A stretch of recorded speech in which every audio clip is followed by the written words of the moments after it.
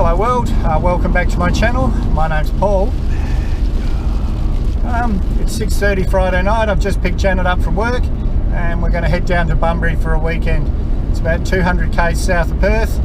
It's been beautiful weather all week and it's just started pouring with rain as I was picking her up, so it might be a wet weekend, but we'll still get to see a bit.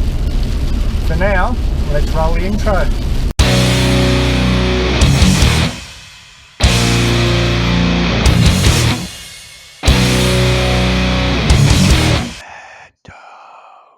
Morning, this is our room. We're at the Forrest. It's a bit flash, but I remember when this place was first built and now I can afford to stay here. It's wonderful. Got the balcony here overlooking the beach. Well, we're a couple of blocks from the beach, but close enough. But we'll show you that this afternoon with the sunset. That'll look better. Janet's in bed. Don't film me, don't film me. And your little kitchen, it's just a normal motel room, and the bathroom, which is pretty nice. And when I say we can afford to stay here now, it's really not that expensive.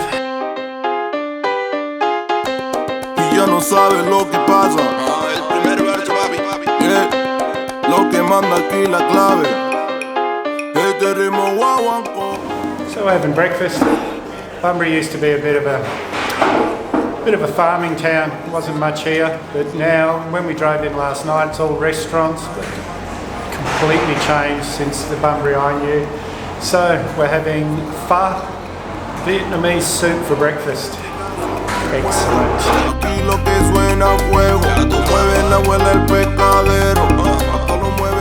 Well, that really was delicious, so these guys deserve a mention. The Bunbury Boulevard Bakery and Cafe.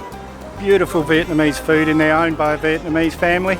Just behind us here's Centrepoint Shopping Centre, so it's easy to find. And over there, which I'll show you later, is the old train station, but the trains don't come into town anymore, they stop on the outskirts, but it's still used as a local bus station for all the tour buses. But we'll show you that later. So this is the old train station. Like I said, they don't use it as the train station anymore, but any buses that you're catching here, local or throughout the state, they all leave from here. Beautiful old building. Okay, so behind us here, the Bunbury Lookout Tower. We'll go up there and show you in a minute. But this is just from the bottom of the tower. Beautiful. That's our hotel, the sort of round one down there next to the big building. Yeah, I can't believe how much this town's changed for the better. It used to be a real country farmers town, but now it's really quite cosmopolitan, I think's the word. Now we're at the top. This bit here, man-made, used to be great waves along here before that, but now the other side of that groin there, really good waves when the time's right, but it doesn't happen very often, a few times a year. There's the lighthouse down there, we'll go and have a look at later, and a better view of town. Blowing a gale up here. I hope you can hear me, but the old Rode Video Micro does work pretty well even in this sort of weather. Beaches, again, is what Australia's famous for. Miles and miles and miles. And now we're at the Dolphin Discovery Centre. There's a family of dolphins live in the bay here, and they put up this Discovery Centre to teach us all about them, but let's go in and have a look. So I just met Kestrel, one of the guides from the Dolphin Discovery Centre, and she's going to tell us a little bit about the dolphins in the bay and about the centre. So the Dolphin Centre has been here for about 30 years. We've had our new redevelopment here for about 2. All state run. We are a not-for-profit organisation, mainly run by volunteers, all in our red shirts. And what we do is we will run our dolphin visits. So if a dolphin comes into our little area marked out in our bay, we will stand in the water with our visitors and they get to enjoy a wild dolphin experience. Inside we have aquariums with local fish and some tropical fish, sharks, marins, turtles, things like that, and just kind of advertising the local area. And that was perfect, wasn't it, guys? You wouldn't believe how nervous she was. She did that perfectly. Thank you, Kestrel. Thank you. And now we're going into the Discovery Centre. Have a look around. It cost $18 a person, but they spend a lot of money looking after these dolphins and everything, so it's not going to nothing. But I'll stick the gimbal on and show you around.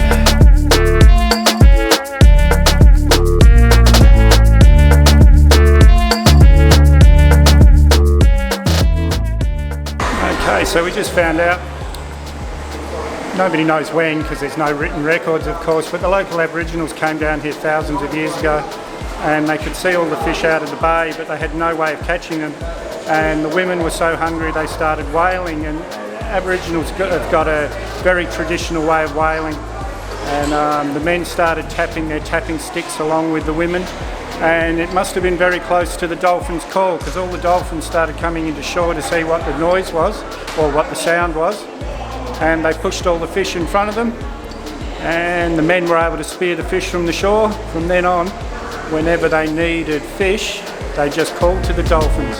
Amazing.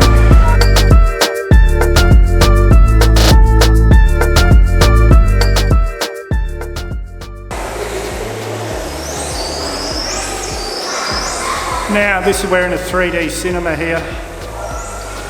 Sorry it's jumping a bit, but this camera is not very good in low light. I've had to turn everything right up.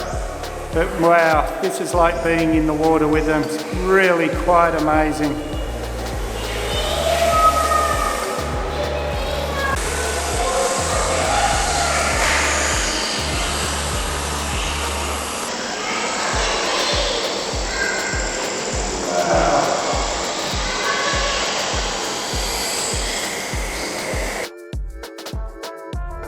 Very rough. Oh yes. Right? Yeah. So he's very rough. You just trying to put your wife through torture. That's This is soft. a little bit slimy, eh? Yeah. Well, that really was amazing, wasn't it, baby? Yes, it was. We spent probably 2 hours in there, and we could have spent another 2 hours, but we've got a lot of other things to show you in Bunbury. But yeah, it's the Koombana Bay Dolphin Discovery Centre, guys. Make sure you come here. It's well worth the $18. So we came out of the Discovery Centre, we've just seen another lookout. This is the Mangrove Bay observation. So we'll go up and have a bit of a look up there, and we'll show you from the top. So here we are at the Mangrove Bay lookout. Mangroves are the plants here that live in the water, come out of the water at low tide, in the water at high tide, nurseries for fish and everything.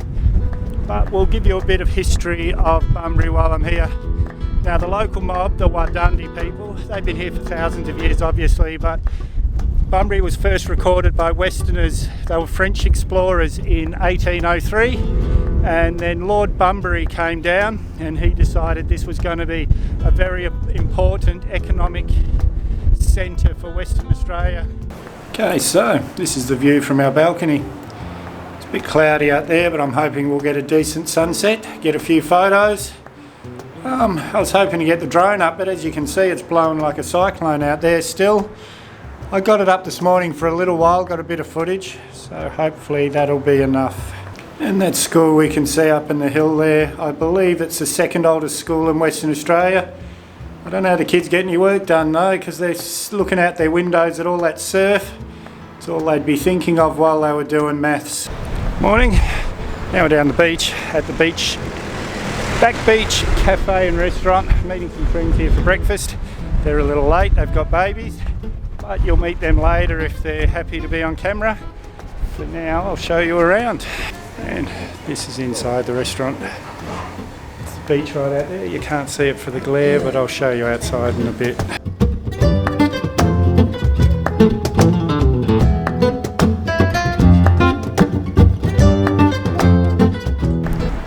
Well, last night Janet wanted to have a night out without the camera, which is fair enough. But we ate here at the Lone Star Rib House. Just delicious. Best chicken wings I've ever eaten in my life, so I wanted to come back and give them a bit of a plug. Hey guys, now we're on the estuary in Australind. That's Bunbury in the background over there. This is the boat ramp. Really popular place for fishing. All of Bunbury's really good fishing.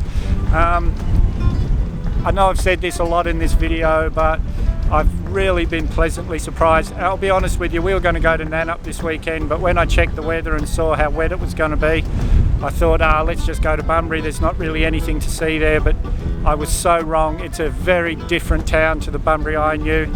I think I used the word yesterday, it's become very cosmopolitan. Great restaurant scene, a lot to see, a lot to do.